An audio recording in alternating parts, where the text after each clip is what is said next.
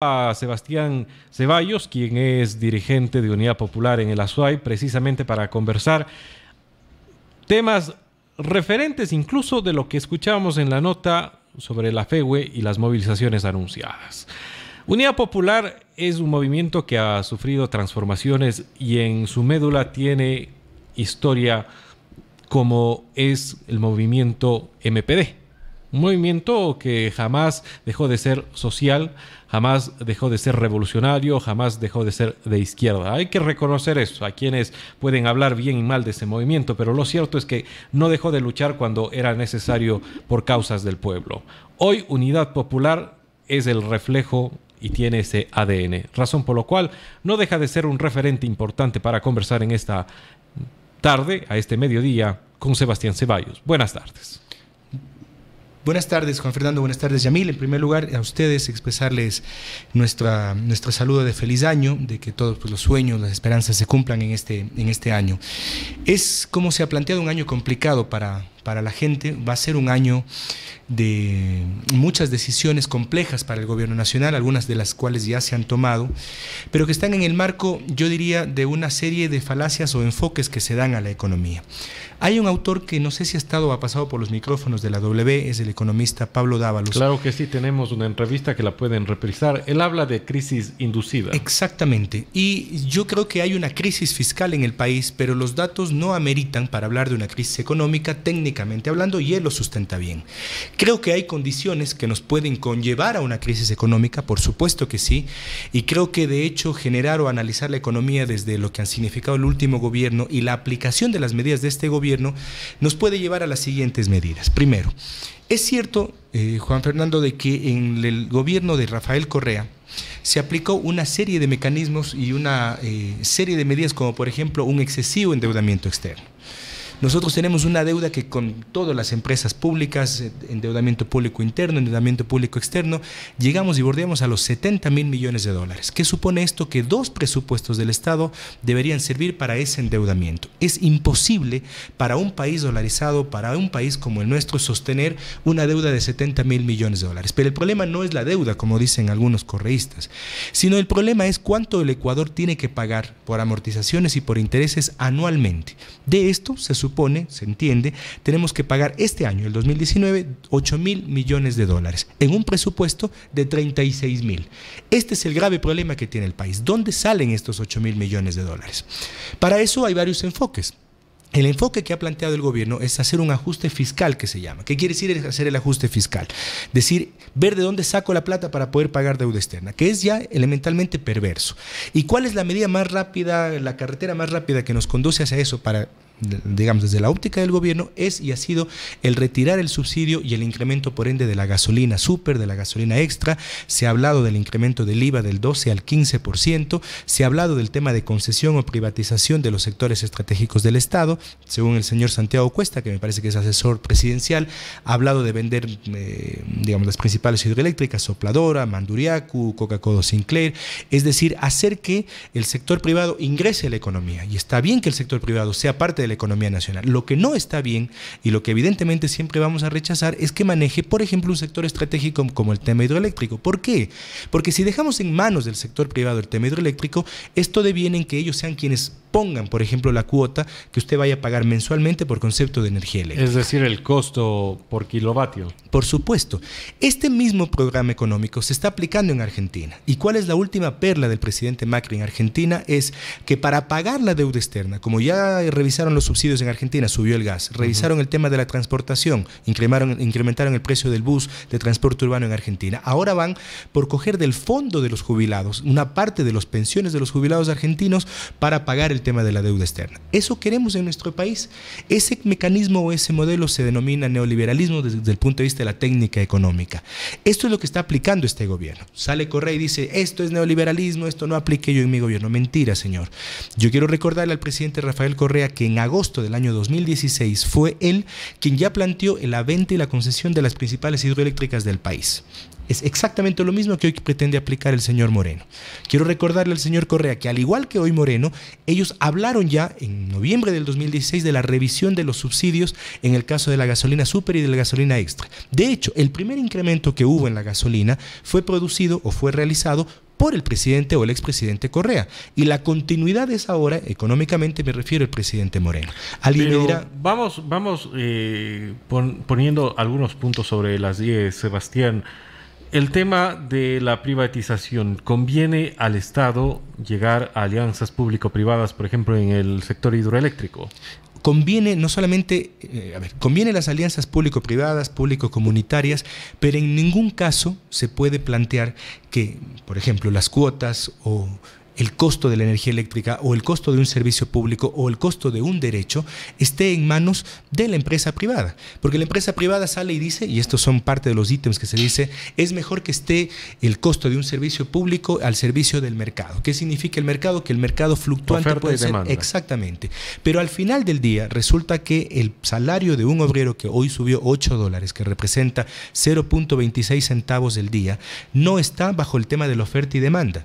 El salario de un trabajador lo imponen los empresarios, los grandes empresarios, o lo impone el Estado, con $8. Sin embargo, los servicios que usted va a comprar en el mercado, si por ejemplo decimos la energía eléctrica, que para mí es un derecho, no es un servicio, pero bueno, que hoy está considerado como un servicio, lo dejamos a la oferta y la demanda, puede ser que eso se incremente a $2, $3, $4, $5 y por lo tanto el salario real de un trabajador, el salario básico de un trabajador, que es lo que ganan la mayoría de trabajadores de este país, se reduzca y ya no tengamos la misma capacidad de compra. Es ahí donde viene y deviene el tema de la crisis económica, que ya lo vivimos en el 99, recuerde usted con Yamil Maguad, y que hoy se están incubando esas condiciones en el país. Pablo Dávalos dice bien, ¿cómo es que hay una crisis o que plantean una crisis cuando el petróleo está a 50 y estaba para $40? Cuando tenemos más remesas de los migrantes. ¿Por qué no se ha aprovechado eso para una real redistribución o mejor dicho reactivación del aparato productivo, Juan Fernando? Esa es la propuesta nuestra. Vamos a lo concreto. Ha subido los combustibles, la gasolina eco, extra y la super, hoy tienen valores mucho más altos de los que pagábamos días atrás, semanas atrás. Precisamente mi compañero que está en controles, tan solo hoy en la mañana me decía, yo tanqueaba, me va a corregir $12 y pagué 18. Es decir, hay un incremento de 5 o 6 dólares por cada visita a la gasolinera. Es un incremento bastante importante que poco se está haciendo referencia. Yo daba de inicio de esta entrevista el antecedente del MPD y ahora Unidad Popular. ¿Cuál va a ser la posición al respecto del alza de estos combustibles? Nosotros le hemos rechazado y hemos planteado, de hecho, el día 30, la convocatoria a una gran movilización en todo el país, así como lo han hecho los transportistas, que nosotros coincidimos, fíjese usted, con lo que hacen los transportistas, es decir, rechazar, porque al final del día, lo que ha sucedido en Cuenca, me parece que el día lunes pasado, los transportistas escolares, que llenan su tanque también con diésel en algunos casos, ¿qué supondría que se incremente el diésel?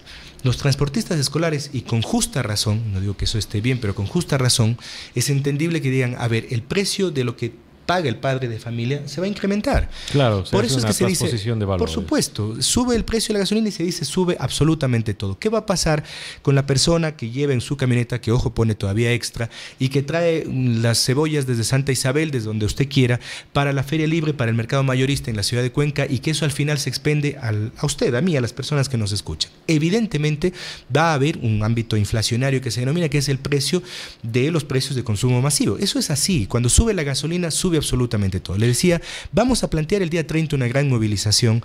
El día de hoy existe, entiendo yo, la convocatoria a un cacerolazo, a un plantón, y van a haber medidas de este tipo para frenar lo que supone esta serie de medidas económicas que pretende tomar el régimen. Alguien me decía, oye, pero no es como se decía en el 99, que tomaban los porrazos y digamos, hacían los paquetazos.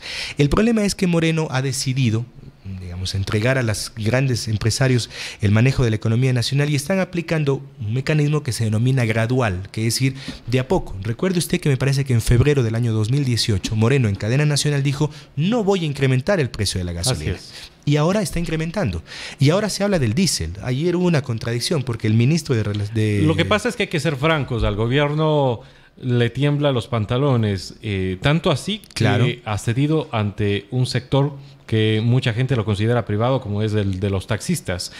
A lo cual le voy a formular la siguiente pregunta. ¿Cuál es la posición de Unidad Popular e incluso personal respecto del subsidio que recibirán los taxistas en ciudades grandes como Cuenca, Guayaquil y Quito de hasta $100? Nuestro respaldo total, no a la entrega del subsidio, sino al hecho de que hay subsidios que son y benefician a la población, Juan Fernando. Uno de ellos es el subsidio que se da a la transportación. Pero estamos hablando de aquí, entre comillas, de un negocio privado, porque él no paga, no emite facturas, recibe otras subvenciones como es un vehículo sin impuestos, además de que no reporta ni día ni horario, es decir, bien pudiera estar utilizando ese subsidio para irse de paseo. Por supuesto, de acuerdo. De hecho, con toda la regulación que se quiera poner. Pero el problema no es hablar de un subsidio especial para la transportación privada, en este caso para los taxis. El problema fundamental, la matriz del problema fundamental es el no retirar el subsidio para nadie, y eso supone no discutir, por supuesto, el tema de las tarifas. No se pueden hacer subsidios especialísimos, por supuesto que hay que rechazar, claro, pero sí se pueden hacer subsidios generales. Uno de ellos es el tema de la gasolina. Alguien dirá: sí, el problema es que yo con el gas no caliento la piscina, y ese es el gran debate en el que nos quieren meter, pero el problema es que el 95% de las personas que reciben el gas, usted y yo, no tenemos piscina en la casa. Quisiéramos. Seguramente, pero no tenemos piscina en la casa. Ese es el tema. Por eso es que es un subsidio que beneficia directamente a los sectores populares. Incrementar el gas, como pretenden hacerlo también porque está en carpeta, revisar el subsidio al gas, revisar el subsidio a la gasolina, revisar el subsidio al diésel, incrementar el IVA, como están planteando, supone afectación a los más pobres. Y le voy a poner un tema. Alguien me dice: bueno, pero ¿cuál es la propuesta de Unidad Popular? Sencillo. ¿Por qué este gobierno no ha recuperado más que $50 millones por temas de corrupción en el país? ¿50 millones o los 70.000 millones que ha estimado el Banco Interamericano de Desarrollo? Exactamente. Alguien dice: no, pero es ilusorio. No. En nuestro hermano país, Colombia, una fiscalía un poco más seria que la Fiscalía General del Estado ecuatoriana, acaban de recuperar $400 millones de Odebrecht. En negociaciones por reparación integral. Exactamente. En el Estado ecuatoriano, en general, hay $50 millones de recuperación. $400 millones suponen la mitad de todo el subsidio que se va a aplicar a todas las gasolinas en el país. A todo. Absolutamente a todo. Eso es lo que no se ha hecho. Y el gobierno no ha tenido, y yo coincido, la entereza para realmente combatir la corrupción. Hoy pretenden generar una cortina de humo, y no hay que generar cortinas de humo en el país. ¿Con las medidas económicas, claro, o con el supuesto combate a la corrupción? Porque salen y dicen: sí, hay 5.000 millones, 2.500 millones de dólares de sobreprecio en 5 obras, ¿de acuerdo? Pero ¿quiénes son los responsables? ¿Y por qué no han perseguido? Si eso se sabe desde hace mucho tiempo. El mismo Fernando Villavicencio, de manera gratuita, ha venido Le iba a decir eso. ¿Por qué no generan una comisión de altísimo nivel donde esté Fernando Villavicencio, entre otros, que han denunciado la corrupción, para demostrar dónde está y cuáles son los testaferros y quiénes fueron los que se beneficiaron de esos dineros? Sebastián, siempre en honor al tiempo, deberé formularle una última pregunta, y es que más allá de que seamos de izquierda, de derecha, porque al pueblo poco o nada le importa eso, al pueblo le importa saber si tiene trabajo, si tiene un techo, si puede ir al mercado y comprar lo necesario.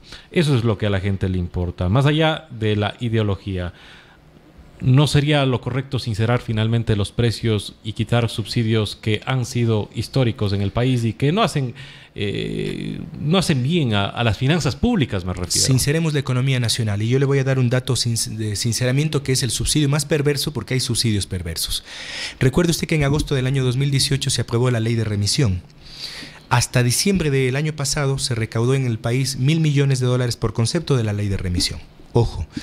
Datos iniciales reflejan que el 80% de esos 1.000 millones son de pequeñas y medianas empresas. Muy bien. Resulta que decían: vamos y llegamos a un acuerdo con los empresarios para la ley de remisión. Los grandes empresarios solo le pagaron $300 millones al Estado. Hay una deuda, y eso tienen que sincerar, de $2.500 millones que los grandes empresarios evaden o eluden, dos términos distintos en términos de tributación, al país. $2.500 millones ese es el peor subsidio que le puede dar el Estado. El peor. Porque usted está subsidiando a los grandes empresarios 2.500 millones de dólares. Recuperar ese dinero supone casi 3 veces incrementar el precio de las gasolinas, quitando completamente el subsidio. Y 2, no es cierto que se está quitando el subsidio. Y le voy a poner un tema. La gasolina eco, que es la que usted compra y seguramente mi compañero también compra en su carro, fue hecho, o se realiza o se produce en la refinería nacional. ¿O no? ¿O la eco es importada? Es precisamente esa gasolina llegó a los mercados con el uso del etanol producido aquí en el país. Exactamente, por lo tanto no tiene subsidio. De acuerdo. O varios de los implementos de la producción de esa gasolina no tienen subsidios. Por lo tanto es una mentira. Lo veremos este próximo 30 en las calles. Seguramente, no solamente hoy en la tarde, vamos a estar también en el 30, porque me parece que es la única forma de decirle a un gobierno que abra las puertas al diálogo a otros mecanismos que existen para, sí, como usted dice, transparentar la economía nacional, pero medidas alternativas que suponen no afectar en ningún caso los bolsillos de los ecuatorianos y ecuatorianas. Lo último, Juan Fernando, estas medidas nos han obligado, por ejemplo, a que los jubilados del país, los jubilados maestros que me escuchan, no tengan en sus cuentas, no tengan en sus bolsillos una jubilación digna. Este es el mecanismo perverso que aplica el gobierno, y eso sí es un tema no solamente para debatir, sino para cumplirlo. Y no se puede decir que incremento el precio de la gasolina para pagar a los jubilados.